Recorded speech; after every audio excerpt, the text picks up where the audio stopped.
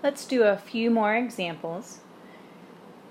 Again, remember your first step is to pretend like this is an equation rather than an inequality, and begin your graph as you usually would. In the last example, I used intercepts to graph. You could also use a table of values to graph. I'm going to graph this one using slope-intercept form. In order to graph with slope-intercept form, that's the one where you make your equation look like y equals mx plus b by using inverse operations and solving for y. So that's what I'm going to do here. I'm going to solve for y.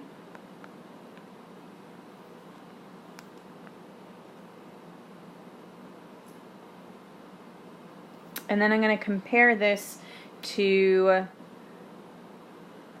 y equals mx plus b.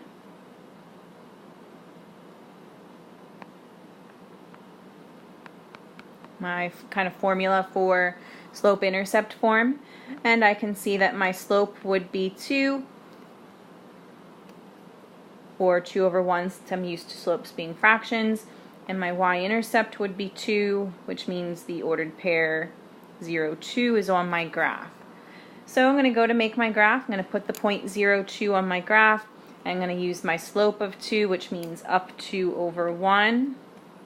Or I could also go down 2, left 1. Next, I need to look at the inequality and use that to figure out whether I should connect these points with a solid line or a dashed line. Since there's an equal to sign there, that means that all of these boundary line points are solutions to the inequality. So I should connect these points with a solid line. And next I need to do a test point to tell whether I shade the upper left or the lower right side of this line. As long as 0, 0 is not on the line, I can use that as a test point, and that's usually the easiest test point. So I'm going to go ahead and use 0, 0 as my test point, and I'm going to plug that in to my original problem. So I'm plugging in a 0 for x and also a 0 for y. And then I'm simplifying. 2 times 0 is 0, 0 minus 0 is 0.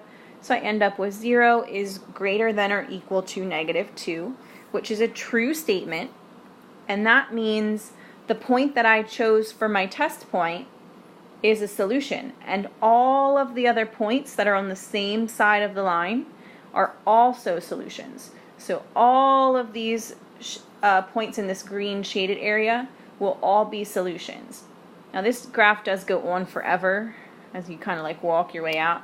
So there's an infinite number of points. Everything in that green area is a solution to the inequality 2x minus y is greater than or equal to negative 2.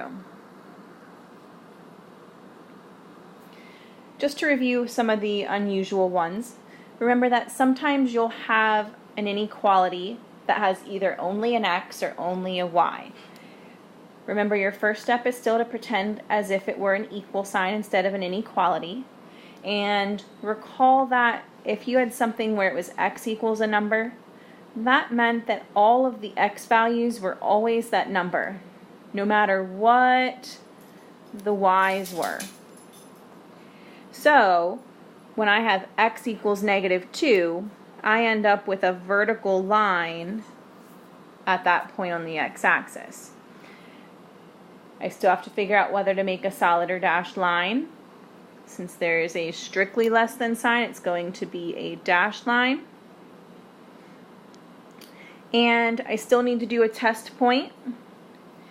However, when you do your test point, I picked 0, 0 as my test point, which means everywhere where I see an x in the original problem, I'm going to plug in a 0, and everywhere I see a y in the original problem, I'm going to put in a 0.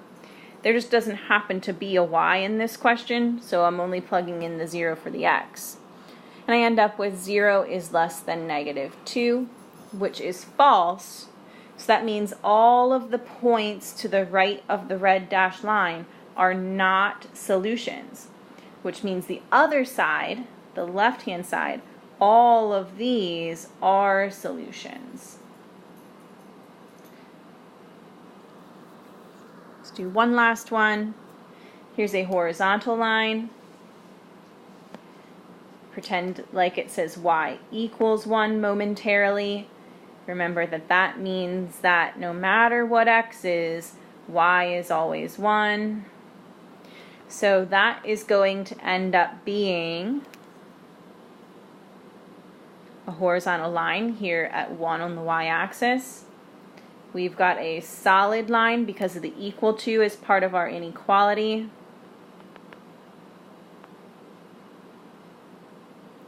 And then I need to do a test point.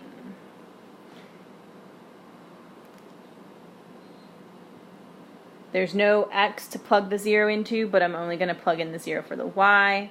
I get 0 is less than or equal to 1, which is a true statement. And the test point was below the line, which means all of the other points below the line are also solutions.